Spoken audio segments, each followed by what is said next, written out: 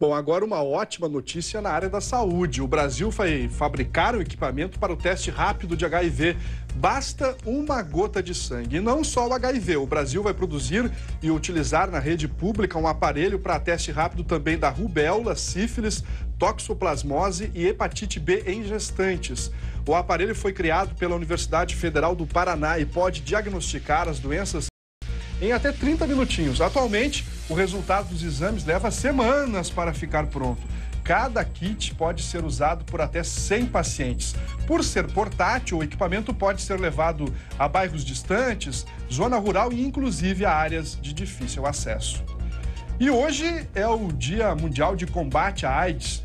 Nesse dia, um levantamento da Organização das Nações Unidas indica que houve uma queda de 21% no número de mortes por AIDS nos últimos 5 anos. Mas o número de infectados continua crescendo. No Brasil, a doença mata 11 mil pessoas por ano.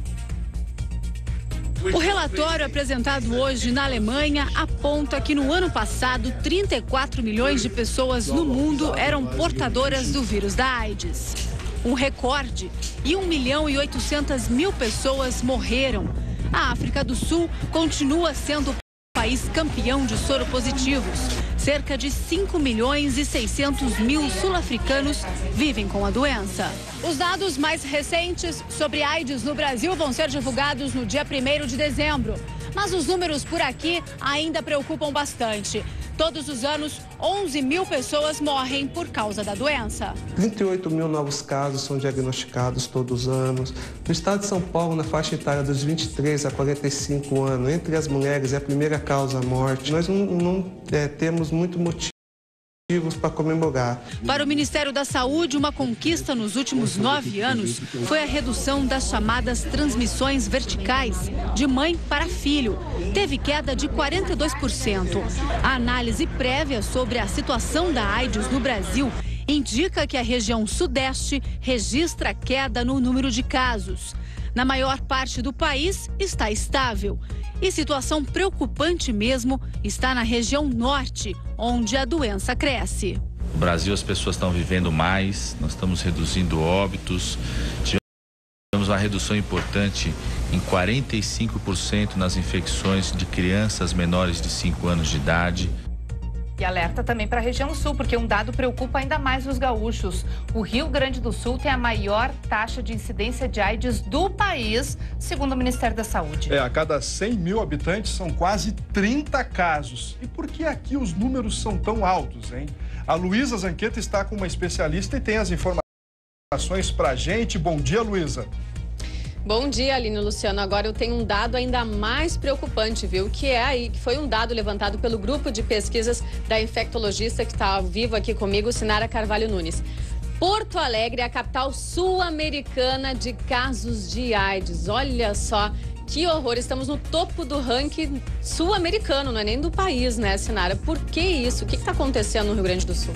Então, eu acho que está associado com um subtipo que existe aqui em Porto Alegre, que veio direto da África do Sul para cá. E esse vírus se dissemina muito rápido entre a prática vaginal, né, nos heterossexuais, no caso. Quem são as pessoas que estão se infectando?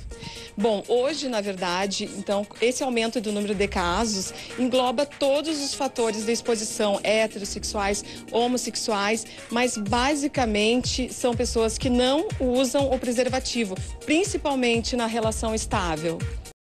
Mas, por um lado, a transmissão vertical de mãe para filho está diminuindo.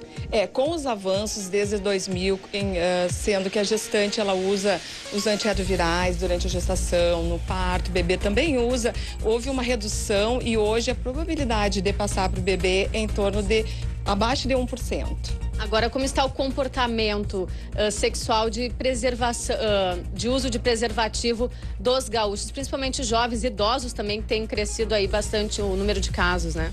Então, a gente vê um número global do número de casos de AIDS. Esses dados não são baseados em números de HIV. Os números de HIV são estimativas. E o que se vê, então, é que na relação estável sem preservativo é quando há o maior risco, e por isso que há esse aumento, né, a cada ano de Porto Alegre. Na verdade, não foi esse ano. Nos últimos 5 anos, Porto Alegre só aumentou o número de casos, comparando com o Rio e São Paulo, que na década de 90 eram os que tinham o maior número de casos. Tá certo, Aline?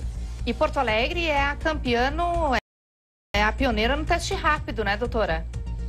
Na verdade, o teste rápido, né, que tem uma duração de 20 minutos, tem que fazer 2 metodologias, um programa do Ministério. Eu acredito que Porto Alegre ainda ela está na fase de implantação. Se tu me perguntar hoje os serviços que dispõem das 2 metodologias com teste completo, eu não saberia te dizer. Agora, como explicar aquele caso lá de Berlim que o homem negativou o vírus? É possível?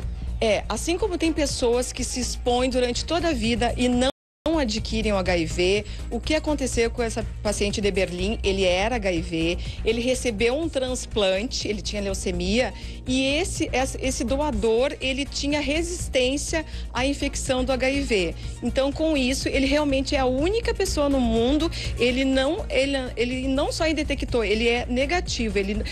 Os cientistas procuraram vírus em outras partes do corpo e realmente ele não tem. Existe uma esperança então, Luciano?